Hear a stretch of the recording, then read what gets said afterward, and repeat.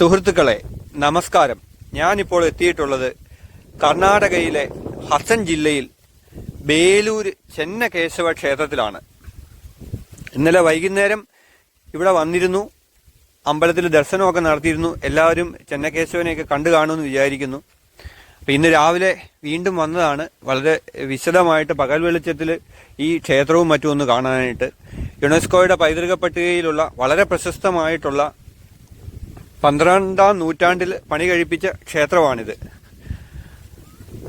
ചെന്നകേശവൻ അഥവാ മഹാവിഷ്ണുവിന്റെ ഏതാണ്ട് 6 അടിയോളം പൊക്കമുള്ള വലിയ പ്രതിഷ്ഠയാണ് ഇവിടെയുള്ളത്. ഇത്രയും വലിയ പ്രതിഷ്ഠ ഭാരതത്തിൽ വളരെ അപൂർവമായിട്ട് ഇത്രയും പുരാതനമായ ക്ഷേത്രത്തിൽ കാണാൻ സാധിക്കുകയുള്ളൂ. ശില്പകലയുടെ കാര്യത്തിലാണെങ്കിൽ ഒരുപക്ഷെ തഞ്ചാവൂരിനെയും ഖജുരാഹോയെയും ഒക്കെ കടത്തിവെട്ടുന്ന രീതിയിലുള്ള ശില്പകലാ മികവാണ് നമുക്ക് ഈ ക്ഷേത്രത്തിനുള്ളിലും ഇതിന്റെ ചുറ്റുവട്ടത്തുമായിട്ട് കാണാൻ സാധിക്കുന്നത്. ക്ഷേത്രമതുക്കകത്തുള്ള അതിപുരാതനമായിട്ടുള്ള ഒരു കിണറാണ് ഈ കാണുന്നത്. തടി കൊണ്ടുള്ള വലിയ കപ്പിയും അതുപോലെ തന്നെ കല്ലുകൊണ്ടുള്ള തൂണുകളും ഒക്കെയുള്ള മനോഹരമായിട്ടുള്ള ഒരു കിണറാണ്. ക്ഷേത്ര മതിലിനോട് ചേർന്നുള്ള ചെറിയ ചെറിയ ഉപദേവതാ പ്രതിഷ്ഠകളും അതുപോലെ തന്നെ വളരെ നീണ്ട ഒരു ഇടനാഴിയുമാണ് നമ്മളിപ്പോൾ ഈ കാണുന്നത്. ഈ കാണുന്ന ഓരോ വാതിലിനുള്ളിലും ഓരോ ഉപദേവതാ പ്രതിഷ്ഠകളുണ്ട്. ഇതിൻ്റെ ഇവിടെ ഇങ്ങനെ എഴുതി വെച്ചിട്ടുണ്ട് ഓരോന്നും. ഈ ഉപദേവതാ പ്രതിഷ്ഠകളുടെ നടകളെല്ലാം അടച്ചു പൂട്ടിയിട്ടിരിക്കുകയാണ്. ഇവിടെയൊക്കെ നിത്യപൂജയും മറ്റും ഉണ്ടെന്ന് എനിക്ക് തോന്നുന്നില്ല. വർഷത്തിൽ ഒരിക്കലോ വല്ലോ ഒക്കെ ഇത് തുറന്ന് എന്തോ പൂജയെങ്കിലോ നമുക്ക് നടക്കുന്നുണ്ടെങ്കിലേ ഉള്ളൂ.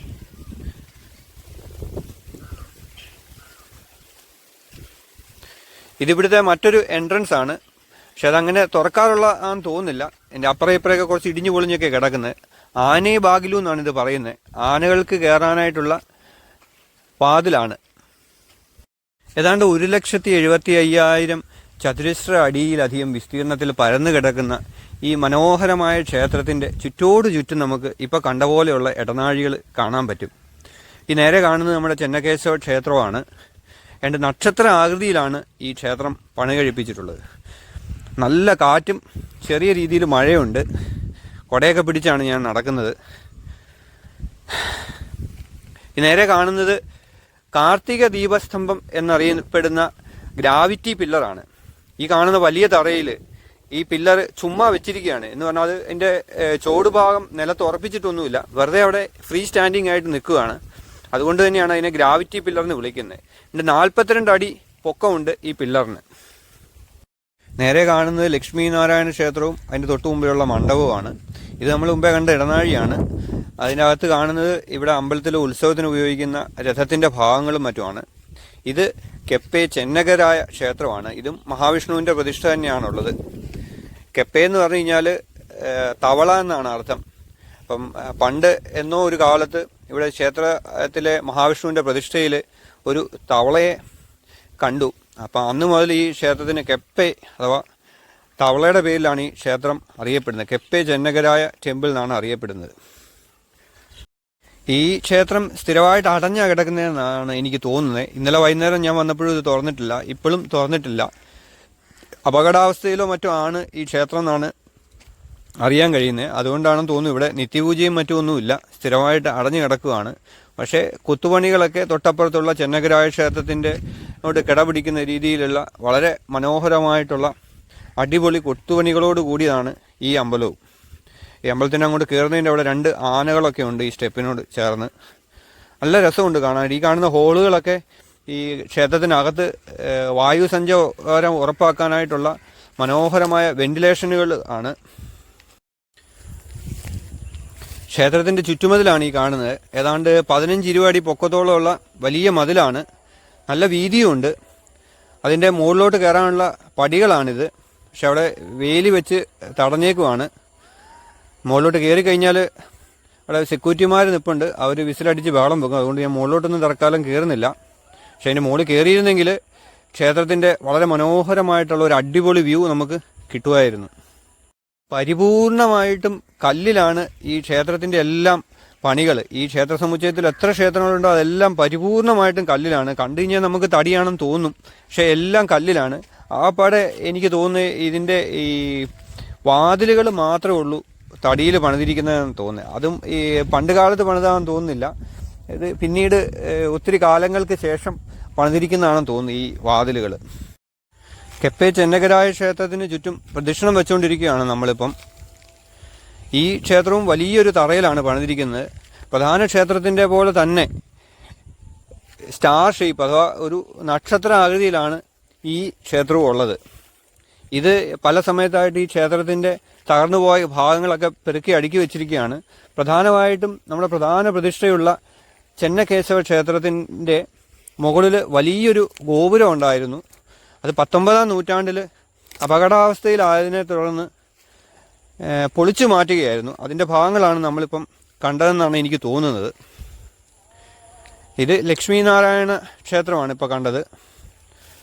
ഇപ്പം നമ്മൾ വീണ്ടും ചെന്നകരായ ക്ഷേത്രം തന്നെയാണ് ഇപ്പോൾ കാണുന്നത്. അങ്ങ് ദൂരെയായിട്ട് കാണുന്നത് നമ്മുടെ ക്ഷേത്ര സമുച്ചയത്തിൻ്റെ വലിയ ഗോപുരമാണ്. ഈ കെപ്പെ ചെന്നകരായ ക്ഷേത്രത്തിൻ്റെ അടുക്കൽ നിന്ന് നമ്മൾ തൊട്ടടുത്തുള്ള ഉപപ്രതിഷ്ഠയായിട്ടുള്ള ലക്ഷ്മീനാരായണ ക്ഷേത്രത്തിൻ്റെ അങ്ങോട്ടാണ് ഇനി പോകുന്നത്. അതിൻ്റെ മണ്ഡപമാണ് ഈ കാണുന്നത്. ഇതിൻ്റെ തൊട്ടിപ്പുറത്തായിട്ടും കുറേ തെങ്ങുകൾ നിൽപ്പുണ്ട്. അതിൻ്റെ അവിടെ ഇവിടെ എല്ലാം ആയിട്ട് കുറേയധികം കൽത്തൂണുകളും മറ്റ് ക്ഷേത്രത്തിൻ്റെ പൊളിഞ്ഞുപോയ അവശിഷ്ടങ്ങളും ഒക്കെ പെറുക്കി അടുക്കി വെച്ചിരിക്കുന്നത് കാണാം. ഇത് കാണുന്നത് ലക്ഷ്മീനാരായണ ക്ഷേത്രത്തിൻ്റെ ഗോപുരം അല്ലെങ്കിൽ വിമാനം ആണ് ഈ കാണുന്നത്. ഇതിൻ്റെ അതേ രൂപത്തിൽ തന്നെ ആയിരുന്നു നമ്മുടെ പ്രധാന ക്ഷേത്രമായിട്ടുള്ള ചെന്നകേശവ ക്ഷേത്രത്തിൻ്റെ വിമാനം അല്ലെങ്കിൽ ഗോപുരം എന്നാണ് അറിയാൻ കഴിഞ്ഞിട്ടുള്ളത്. 19-ാം നൂറ്റാണ്ടിൽ ബ്രിട്ടീഷുകാരുടെ കാലത്ത് വളരെ അപകടകരമായ ഒരു സ്ഥിതിയിലായിരുന്നു ഈ ഗോപുരം എന്നുള്ളത് കൊണ്ട് അവരാണ് ക്ഷേത്രത്തിന് കൂടുതൽ കേടുപാടുകൾ ഉണ്ടാകാതിരിക്കാനായിട്ട് ആ ക്ഷേത്രഗോപുരം പൊളിച്ചു മാറ്റിയത് എന്നാണ് അറിയാൻ കഴിഞ്ഞത്. ഈ കെപ്പെ ചെന്നകരായ ക്ഷേത്രം പണി കഴിപ്പിച്ചത് പ്രധാന ക്ഷേത്രമായ ചെന്നകേശവ ക്ഷേത്രം പണി കഴിപ്പിച്ച വിഷ്ണുവർദ്ധന രാജാവിൻ്റെ പത്നിയും രാജ്ഞിയുമായിരുന്ന ശാന്തളാദേവിയാണ്. ഈ കാണുന്ന ചെന്നകരായ ക്ഷേത്രത്തിൻ്റെ തൊട്ടിപ്പുറത്ത് തന്നെയാണ് ലക്ഷ്മീനാരായണ ക്ഷേത്രം ഉള്ളത്. അവിടെ പക്ഷേ ഇതുപോലെയല്ല, നിത്യപൂജയും കാര്യങ്ങളുമൊക്കെ കൃത്യമായിട്ട് നടക്കുന്ന അമ്പലമാണ്. നമ്മൾ ലക്ഷ്മീനാരായണ അമ്പലത്തിൻ്റെ മണ്ഡപത്തിൻ്റെ അകത്തോട്ട് കയറിയിരിക്കുകയാണ്. ഹൈലി പോളിഷ്ഡ് ആയിട്ടുള്ള തൂണുകളാണ് ഇവിടെ ഈ കാണുന്നത്. സോപ്പ് സ്റ്റോൺ എന്ന് പറയുന്ന കർണാടകയിൽ വളരെ ധാരാളമായിട്ട് കാണുന്ന ഒരു പ്രത്യേകതരം കല്ലിലാണ് ഈ ക്ഷേത്രം മൊത്തത്തിലും ഈ തൂണുകളും ഒക്കെ പണിതിരിക്കുന്നത്. ഒരു രക്ഷയില്ലാത്ത കൊത്തുപണികളാണ് ഈ തൂണുകളിലൊക്കെ ചെയ്തിരിക്കുന്നത്. ചില തൂണുകളിൽ കൊത്തുപണികൾ കുറച്ച് കുറവാണ്, ചിലതിൽ അതിലൂടെ തീർത്ത് കൂടുതൽ കൊത്തുപണികളും ഉണ്ട്. ഈ വെയിലൊക്കെ അടിക്കുന്ന ഭാഗത്ത് കുറച്ച് മിനുസത്തിനൊക്കെ കോട്ടം വന്നിട്ടുണ്ടെങ്കിലും ഉള്ളിലോട്ടുള്ളതൊക്കെ ഭയങ്കര മിനുസമുള്ള തൂണുകളാണ്.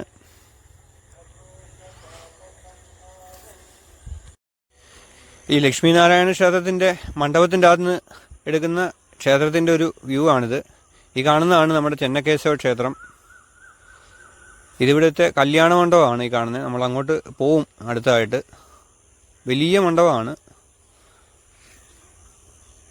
കല്യാണ മണ്ഡപം എന്ന് പറഞ്ഞു കഴിഞ്ഞാൽ കല്യാണം നടത്താൻ മാത്രമുള്ള മണ്ഡപമല്ല, മംഗളകർമ്മങ്ങളെല്ലാം ക്ഷേത്രവുമായിട്ട് ബന്ധപ്പെട്ട് നടത്താനായിട്ടുള്ള മണ്ഡപമാണ്. നമ്മൾ ലക്ഷ്മീനാരായണ ക്ഷേത്രത്തിൽ നിന്ന് വെളിയിലോട്ട് ഇറങ്ങുകയാണ്.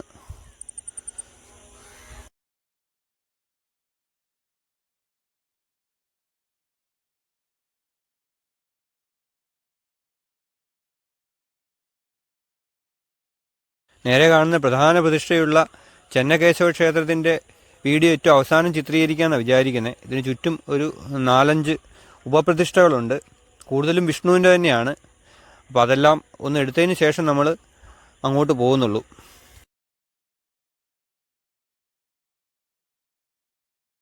ഈ ചെന്നകേശവ ക്ഷേത്രത്തിൻ്റെ പുറകിലായിട്ട് നേരെ കാണുന്നത് വീരനാരായണ ക്ഷേത്രമാണ്. ചെന്നകേശവ ക്ഷേത്രം ഉൾപ്പെടെ 5 ക്ഷേത്രങ്ങളാണ് ഈ ക്ഷേത്ര സമുച്ചയത്തിലുള്ളത്. അതിൽ 2 നമ്മൾ കണ്ടു കഴിഞ്ഞു, ലക്ഷ്മീനാരായണ ക്ഷേത്രവും കെപ്പെ ചെന്നകരായ ക്ഷേത്രവും. ഇപ്പം നമ്മൾ നടക്കുന്നത് ഈ ലക്ഷ്മീനാരായണ ക്ഷേത്രത്തിൻ്റെയും വീരനാരായണ ക്ഷേത്രത്തിൻ്റെയും ഇടയ്ക്കായിട്ടുള്ള ക്ഷേത്രവുമായി ബന്ധപ്പെട്ട എല്ലാ ആഘോഷങ്ങൾക്കും വേദിയാകുന്ന കല്യാണ മണ്ഡപത്തിലേക്കാണ്. 2 സൈഡിലും 2 ചെറിയ മനോഹരമായിട്ടുള്ള ആനകൾ ഉണ്ട് ഇതിൻ്റെ. ഏണ്ട ഒരു 50-60 തൂണുകൾ ഉണ്ട് ഈ മണ്ഡപത്തിന്. ആ തൂണുകളാണ് ഈ മണ്ഡപത്തിന്റെ മേൽക്കൂര താങ്ങി നിർത്തിയിരിക്കുന്നത്. മുഴുവനും കല്ലുകൊണ്ടുള്ള മേൽക്കൂരയാണ്. കല്ലുകൊണ്ടുള്ളതാണെന്ന് മാത്രം പറഞ്ഞാൽ പോരാ, കൊത്തുപണികളുടെ ഒരു എക്സ്ട്രാ വഗൻസ എന്ന് തന്നെ പറയണ്ട. അതിന് മാത്രം കൊത്തുപണികൾ ചെയ്തിട്ടുണ്ട്. ഈ തൂണുകളിലും എല്ലാം ധാരാളം സിമ്പിൾ ആയിട്ടുള്ള കൊത്തുപണികൾ ചെയ്തിട്ടുണ്ട്. ഹൈലി പോളിഷ്ഡ് ആയിട്ടുള്ള തൂണുകളാണ്. പക്ഷെ എങ്കിലും ഇതിന്റെ വെളിയിലുള്ള തൂണുകളിലൊക്കെ വെയിലും മഴയൊക്കെ അടിച്ച് ശകലം ഫിനിഷിങ്ങിനൊക്കെ കുറച്ച് കുറവ് വന്നിട്ടുണ്ട്. ഈ കാണുന്ന തൂണുണ്ട്, ഇത് ഔട്ടറിലെ മൂലയിലുള്ള തൂണാണ്. ഔട്ടറിലെ മൂലയിലുള്ള 4 തൂണുകളും മറ്റു തൂണുകളിൽ നിന്നും വളരെ വ്യത്യസ്തമായിട്ടുള്ള കൊത്തുപണികളോട് കൂടിയ തൂണുകളാണ്. ഇതിനൊരു സ്റ്റേജും ഉണ്ട് ഈ മണ്ഡപത്തിന്. ആ സ്റ്റേജിൽ ഒരു ചേട്ടൻ ഇരുന്ന് പാട്ട് പാടുന്നുണ്ട്. ഈ നേരെ കാണുന്നത് നമ്മുടെ ചെന്ന കേശവ ക്ഷേത്രമാണ്. കല്യാണ മണ്ഡപത്തിന്റെ അകത്തുനിന്നുള്ള ക്ഷേത്രത്തിന്റെ ഒരു വ്യൂ ആണത്. ഈ തൊട്ടിപ്പുറത്ത് കാണുന്നത് വീരനാരായണ ക്ഷേത്രമാണ്.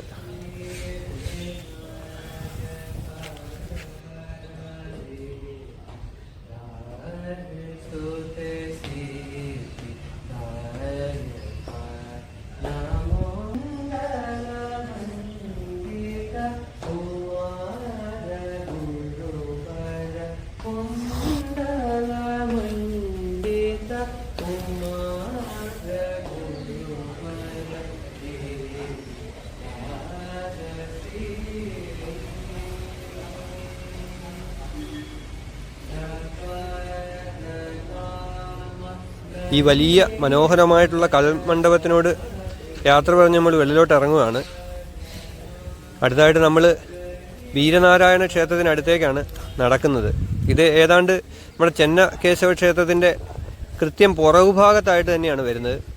ഈ തൊട്ടടുത്ത് കാണുന്നതാണ് വീരനാരായണ ക്ഷേത്രം. അതിൻ്റെ തൊട്ടപ്പുറത്ത് കണ്ടത് രംഗനായകി ക്ഷേത്രമാണ്. അതാണ് ഇവിടുത്തെ 4ാമത്തെ ഉപപ്രതിഷ്ഠ. ഈ വീരനാരായണ ക്ഷേത്രം അടച്ചിട്ടിരിക്കുകയാണ്. ഇന്നലെ സന്ധ്യയ്ക്ക് ഞാൻ തൊഴാൻ വന്നപ്പോഴും ഇത് അടഞ്ഞു തന്നെയാണ് കിടക്കുന്നത്. ഇത് സ്ഥിരമായിട്ട് അടച്ചിട്ടിരിക്കുകയാണെന്ന് തോന്നുന്നു. ഇവിടെ നിത്യപൂജ ഉണ്ടെന്ന് എനിക്ക് തോന്നുന്നില്ല. ഈ രംഗനായകി ക്ഷേത്രത്തിലും ലക്ഷ്മി നാരായണ ക്ഷേത്രത്തിലുമാണ് ചെന്ന കേശവ ക്ഷേത്രത്തിലെ പോലെ തന്നെ നിത്യപൂജ ഉള്ളതെന്ന് തോന്നുന്നത്. മറ്റത് വല്ലപ്പോഴും ഒക്കെ തുറന്ന് പൂജകളോ മറ്റോ ഒക്കെ നടത്താറുണ്ടായിരിക്കാം വിശേഷാവസരങ്ങളിൽ. എനിക്ക് അതിനെക്കുറിച്ച് കൂടുതലായിട്ട് അറിയാൻ മേല. ഈ കാണുന്നതാണ് നമ്മുടെ വീരനാരായണ ക്ഷേത്രം. വളരെ മനോഹരമായിട്ടുള്ള ക്ഷേത്രമാണ്. ഇതും ഒരു ഉയർന്ന തറയിലാണ് പണിതിരിക്കുന്നത്. ഇവിടെയുള്ള എല്ലാ ക്ഷേത്രങ്ങളും നക്ഷത്ര ആകൃതിയിൽ തന്നെയാണ് പണിതിരിക്കുന്നത്. ഈ 5 ക്ഷേത്രങ്ങളും പണിതിരിക്കുന്നത് നക്ഷത്ര ആകൃതിയിലാണ്.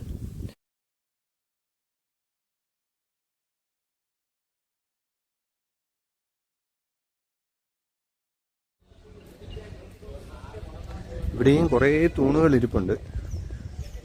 എന്താണെന്ന് എനിക്ക് മനസ്സിലാകുന്നില്ല.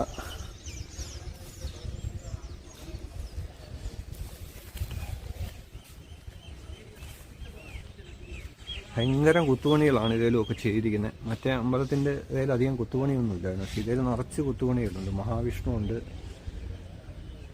കൂടുതലും വിഷ്ണുവായിട്ട് ബന്ധപ്പെട്ട സംഭവങ്ങളാണ് ഇവരെല്ലാം. അങ്ങനെ വേണമല്ലോ വരാനായിട്ട്. ഈ ആന ഒരാളുടെ അടുത്ത് ചുറ്റി പിടിച്ചിരിക്കുന്നതാണ്, ഗതയൊക്കെ പിടിച്ചിരിക്കുന്നത്. വേറൊരാൾ ആനയുടെ മുകളിൽ കൂടെ ചവിട്ടി കയറിക്കൊണ്ട് വേറൊരു ആനയുടെ മുകളിൽ നിന്ന് ആനയുടെ മുകളിലിരിക്കുന്ന ആളായിട്ട് യുദ്ധം ചെയ്യാനായിട്ട് ചാടി നിൽക്കുന്നതിൻ്റെ ഒരു പടമാണ് പരിശേഷിക്കുന്നത്.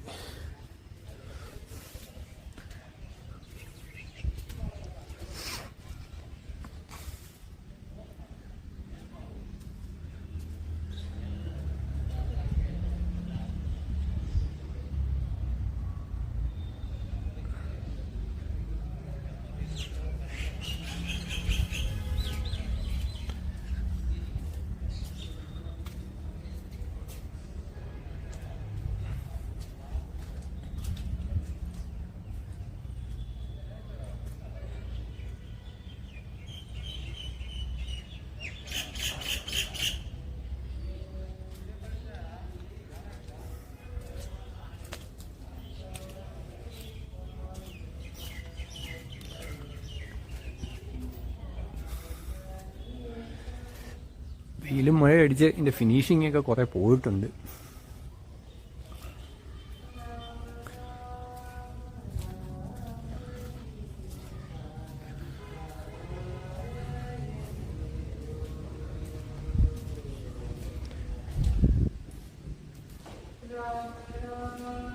ചെറിയ 2 പാദങ്ങളുണ്ട് ഇവിടെ.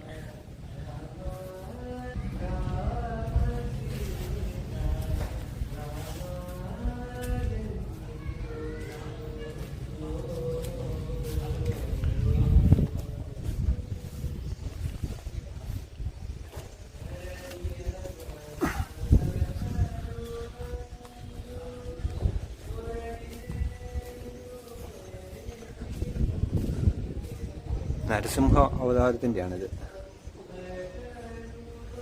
ഇത് ചെങ്ങലയൊക്കെ ശരിക്കും ഒറിജിനൽ ചെങ്ങല പോലെ തന്നെയാണ് കുത്തിവെച്ചിരിക്കുന്നത്. ഇത് വരാഹമാണ്. ഇത് ഭദ്രകാളി ആണ്. കയ്യിൽ ഉടുക്കും ശൂലമൊക്കെ ഉണ്ട്. ഇത് ശിവനാണെന്നാണ് തോന്നുന്നത്.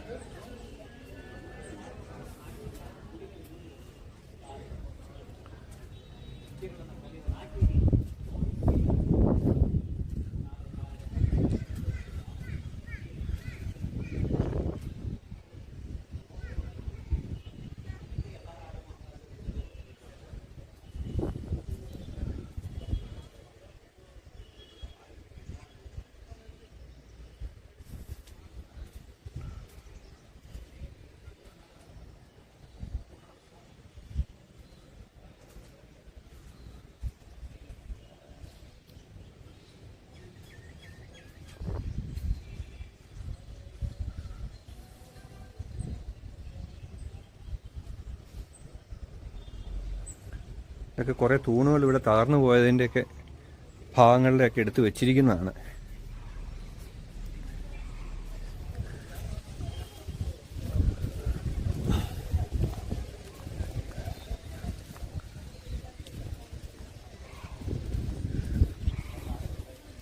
ഇത്തിരി തിരക്കുള്ള സമയമൊന്നുമല്ല. അമ്പലത്തിൻ്റെ നടയൊക്കെ അടച്ചു.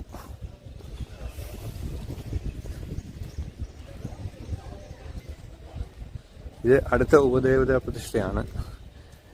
ഇവിടെ ഫ്രണ്ടിലൊരു ചെറിയ മണ്ഡപമുണ്ട്. പുറകിൽ പ്രധാന അമ്പലമുണ്ട്. ഇതിലുമൊക്കെ നിറച്ച് കൊത്തുപണികൾ, ഭയങ്കര മൈന്യൂട്ടായിട്ടുള്ള വർക്കുകളോട് കൂടിയ കൊത്തുപണികളാണ് ചെയ്തിരിക്കുന്നത്.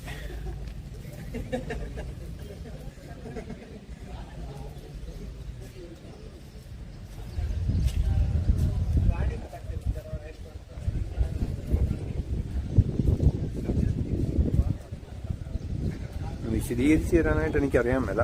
ഇത് കാണാം. ഇത് ശ്രീകൃഷ്ണനാണ്. ഇത് വരാഹ അവതാരമാണ്.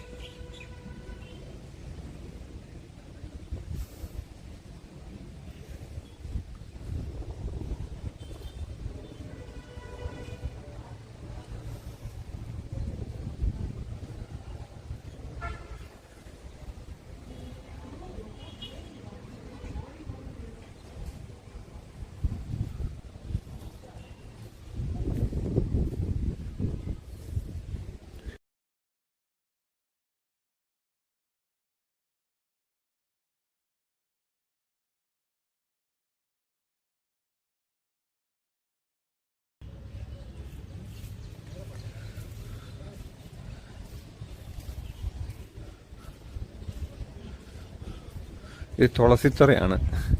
ഇത് പിന്നീട് പണിത് വെച്ചിരിക്കുന്നതാണ്. ഇതിൻ്റെ മുകളിൽ ഇതിൻ്റെ പണി കണ്ടാൽ അറിയാം ആ കല്ലും സംഭവങ്ങളും. പക്ഷെ ചുവട്ടിലത്തെ ഭാഗം നേരത്തെ ഉണ്ടായിരുന്നതാണ്. മുകളിലത്തേത് പിന്നെ ചെയ്ത് വെച്ചിരിക്കുന്നതാണ്. അതൊരു ബലിക്കല്ലാണെന്ന് തോന്നുന്നു.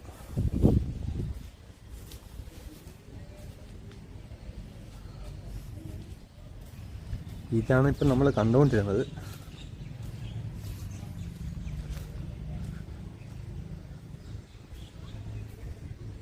ഭദ്രകാളിയോ മറ്റോ ആണെന്ന് തോന്നുന്നു. ദേവിയാണ് എന്തായാലും. പല്ലൊക്കെ ഉണ്ട്, ദംഷ്ട്രങ്ങളൊക്കെ ഉണ്ട്, വില്ലും രൗദ്രഭാഗത്തിലുള്ളതാണ്. ഇത് മഹാവിഷ്ണുവാണ്. ശ്രീചക്രം കൈ പിടിച്ചിട്ടുണ്ട്. അതുകൊണ്ട് ഇപ്പുറത്ത് ആരാണെന്ന് അറിയാൻ മേല.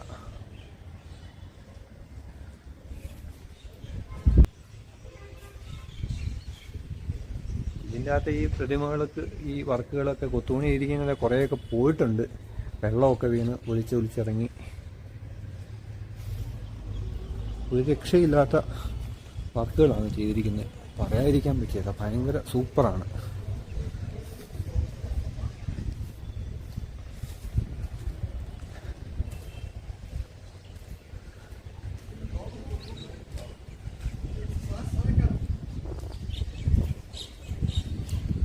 വീണ്ടും മഴ തുടങ്ങിയിട്ടുണ്ട്.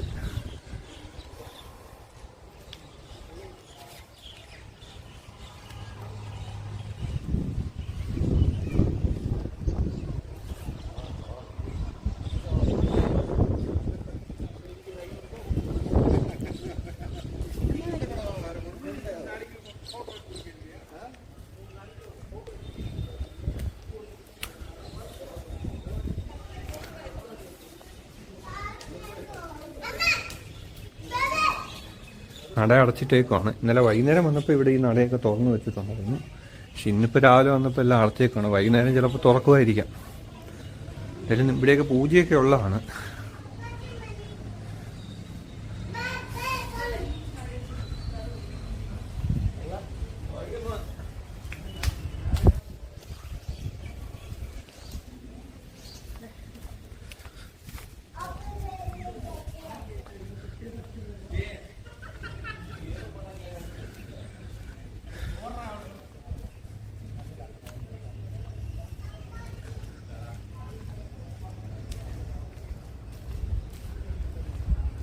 ഇനിയിപ്പം നമ്മൾ പ്രധാന അമ്പലം കാണാൻ പോവാണ്. അതിൻ്റെ ഗോപുരമാണ്.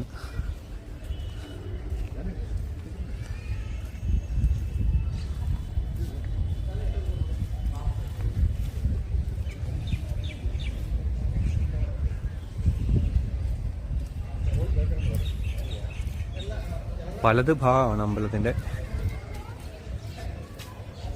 കൊടിമരം, ഗോപുരം. ഇത് അമ്പലക്കുളമാണ്. ഗജഗുണ്ട എന്നാണ് ഈ അമ്പലത്തിൻ്റെ ഈ അമ്പലക്കുളത്തിൻ്റെ പേര്. ഇതിൻ്റെ ഇങ്ങോട്ട് ഇറങ്ങുന്ന കവാടമാണിത്. ഇതിൽ നിറച്ച് കുത്തുപണികളൊക്കെ ഉണ്ട്.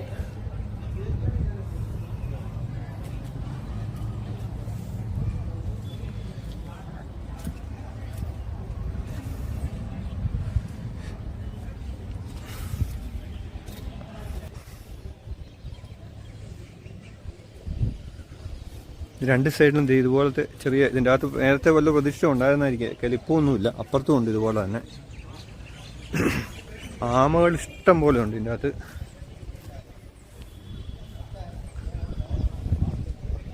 ഇഷ്ടം പോലെ ആമകളുണ്ട്, കണ്ടോ.